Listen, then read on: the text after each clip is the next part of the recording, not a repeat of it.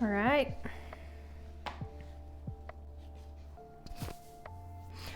Fugaz, that I sent to you. Okay, so I saw you sent me a link. I don't fucking click on links that I don't know what the hell it is. Like, I saw that it was like some form of maybe Facebook video link or something, but I've learned from watching too many scams online, even if it's a friend being like, hey, look at this link. You should take a screenshot of what it is that you sent me and I can view it that way, because I ain't got no time for someone fucking stealing my deets. I know you wouldn't steal them, but you know what I mean. It's better to practice safe cybersecurity. I don't know what the word would be, so. Yeah, if I don't have to click a link, I won't. I'm a bit of a baby when it comes to that. I'm very picky, but I don't know. It's better than someone fucking stealing everything. Better to be safe than sorry. It's true. So we're gonna have to do the same thing with this pocket here. I didn't know how I was going to do this, whether I was going to join two pieces of leather together like this, but I think this is going to be too thick because I'm not going to be able to essentially sew the two pieces together properly. I don't think, not without creating some form of a bevel that the cards would get stuck on.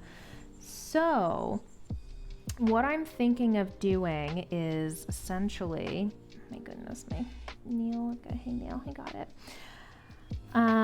Essentially what I'm going to do is I'm going to attach this to another piece of leather like so. So I'm going to create a pocket, skive it down the way I normally do, and then attach this on top. So we are going to have to skive this down. And instead of skiving it when it's cut to size, because it'll be very difficult to do that, I'm just going to skive this finger. So I think what I'm going to have to do is actually cut this finger out of this, and I'll do that as little as I can cut. Essentially, do this,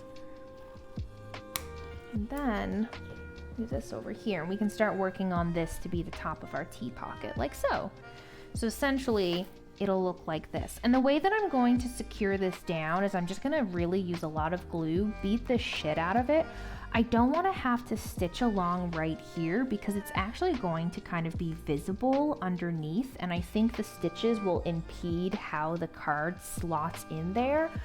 But what I can do is put a single stitch here and like a single stitch here, which should be able to help hold the glue down as well.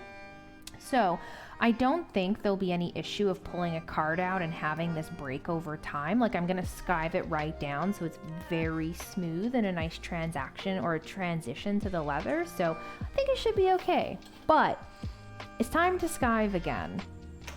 And this is a very time consuming process, and it's also exhausting.